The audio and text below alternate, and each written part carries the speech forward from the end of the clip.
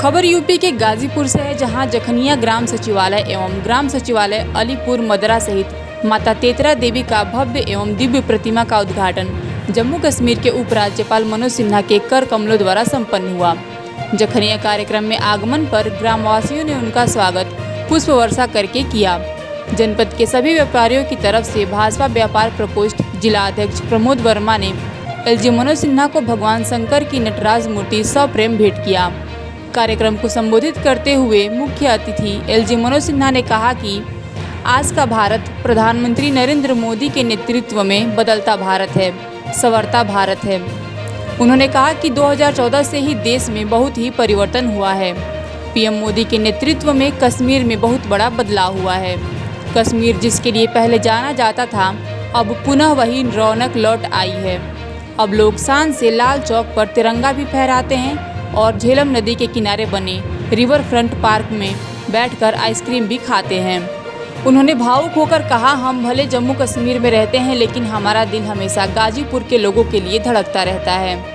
उन्होंने कहा कि देश रहे परदेश रहे, लेकिन राउरे कहिबे। मनोज सिन्हा जखनिया के लोगों द्वारा पाए सम्मान से बहुत अभिभूत दिखे। वो तुमको खौफ दिलाएंगे, कुछ लोग तुम्हें समझाएंगे, वो तुमको खौफ दिलाएंगे। जो है वो भीख हो सकता है, कुछ और यहाँ हो सकता है। इस राह में रहजन है इतने, रहजन मैंने डकैत, हाईवे रॉबर। इस राह में रहजन है इतने, अरे कुछ और तो अक्सर होता है। ये वक्त नहीं फिर आएगा, पर तुम जिस लम्हे में जिंदा हो वो लम्हा तुमसे जिंदा है।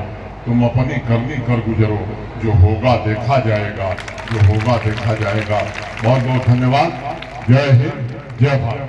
कि हम अपनी जिम्मेदारी भी समझें, क्योंकि लगातार षड्यंत्र कोशिशें होंगी कि ये जो व्यवस्था चल रही है, भारत मजबूत हो रहा है। केवल यही नहीं, अंतर्राष्ट्रीय ताकतें भी इस साजिश में शामिल होगी।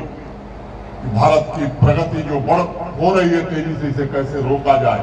अनेक प्रकार के षड्यंत्र होंगे, इन षड्यंत्रों से सावधान रहना। अगर थोड़ी भी चूक हमसे हुई, लंबे कालखंड तक हम गुलाम रहे हैं। मुझे लगता है कि फिर से अगर हम लड़खड़ाए तो हमारा स्वाभिमान जो आज जागृत हुआ है, जिस रास्ते पर हम बढ़ रहे हैं, उस रास्ते से विचलित हो जाए। ये आवश्यक है। जब हमको वक्त आवे, जब समय की मांग हो, तो हम अपने राष्ट्रीय कर्तव्यों का निर्वहन करें। उस समय हम मुगालते में पड़ जाते हैं। मेरा आप सबसे निवेदन होगा, इन प्रश्नों पर आप विचार करें। और जो योजनाएं पिछले 8-9 वर्षों में चली हैं, स्टार्टअप इकोसिस्टम में, वैसे हम देर से शुरू किए, दुनिया में तीसरे नंबर पर पहुंच गए। लगभग 2 लाख नए स्टार्टअप आज हिंदुस्तान के नौजवानों ने शुरू किया। यूनिकॉर्न की संख्या भी लगातार बढ़ती जा रही है। हमारे वैज्ञानिकों में जो प्रतिभा है, हम पूरी तरह से आश्वस्त हैं कि हम विज्ञान की खोज के आधार पर केवल मानवता का कल्याण करना चाहते हैं, दुनिया का विध्वंस हम नहीं करना चाहते। और इसी के कारण अनेक ऐतिहासिक फैसले, अफ्रीकी देशों के समूह को G20 की सदस्यता दिलाना, ये कोई सामान्य उपलब्धि नहीं है।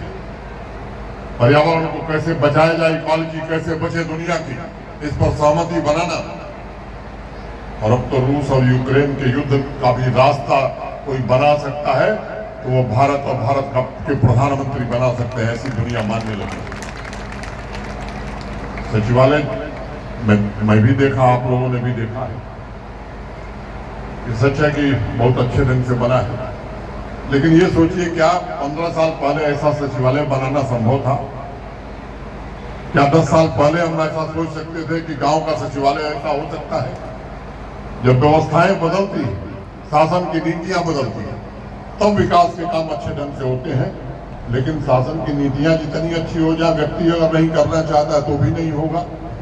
तो ये सुखद संयोग था कि शासन की नीति, शासन के कार्यक्रम ऐसे थे, और यहाँ के प्रधान और अटल जी और इनके सारे सहयोगी इसमें तत्पर होकर के, और प्रशासनिक अधिकारी भी इस काम में आगे बढ़े, इसके कारण ये व्यवस्था हो पाई। अब क्या सभी गांवों में, सभी पंचायतों में इस तरह का सचिवालय बने, ये आवश्यक है या नहीं है? बनना चाहिए? नहीं। मैंने पहले पूछा कि पहले क्यों नहीं बनता था,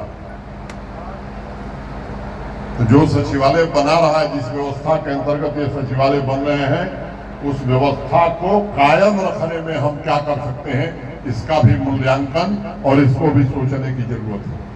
कभी कभी हम भावावेश में आ जाते हैं और भावावेश में ऐसा फैसला करते हैं कि बड़ा पश्चाताप होता है। मैं माता जी के पूरे परिवार को बधाई देना चाहता हूँ।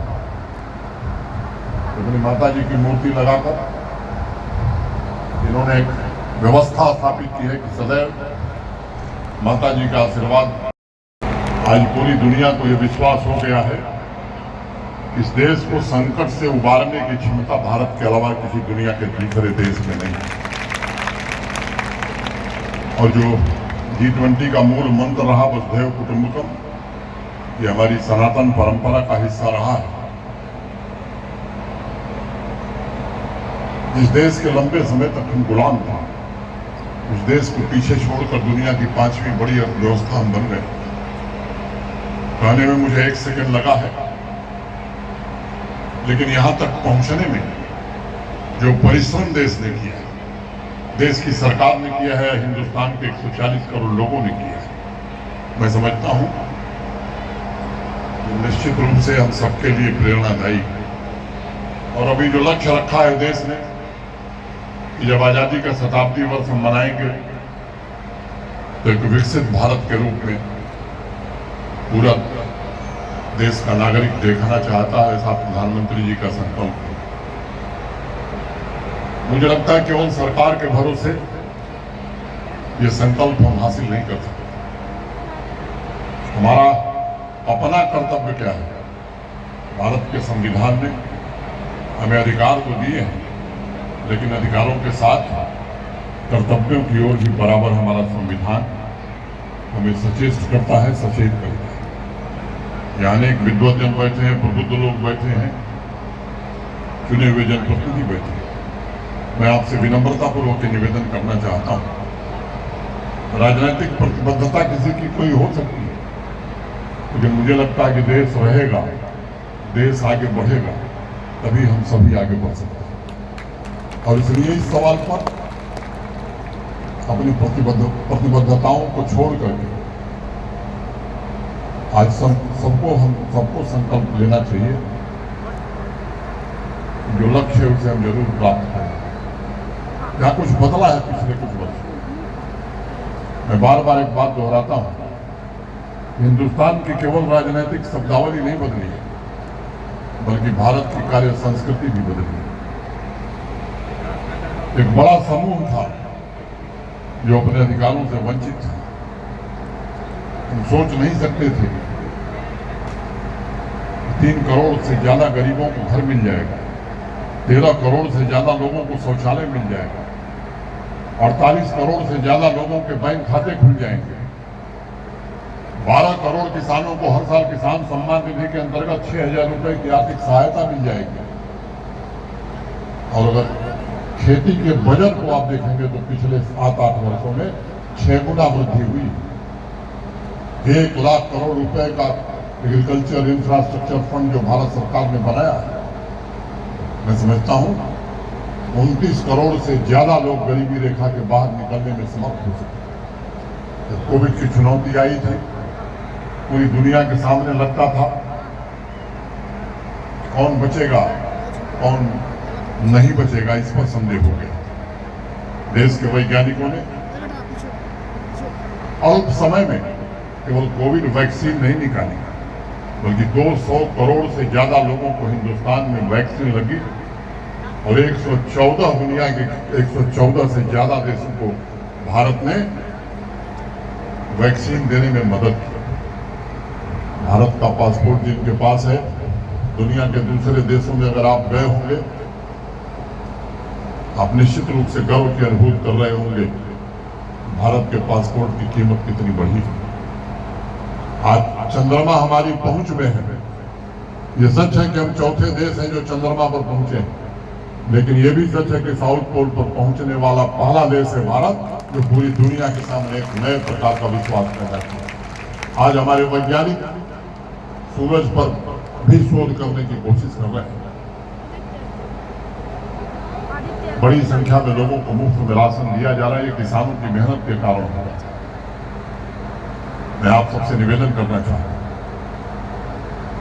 जिस तरह की व्यवस्था देश में चल रही है, राजनीतिक कारणों से कुछ लोग कहते हैं, उनका काम है कहना, मैं उसमें नहीं पढ़ना चाहता, लेकिन ये सच है कि भारत में सांस्कृतिक पुनर्जागरण का एक नया अध्याय शुरू हुआ है और वो दिन दूर नहीं है कि जब भारत अपने पुराने गौरव को फिर से हासिल करेगा।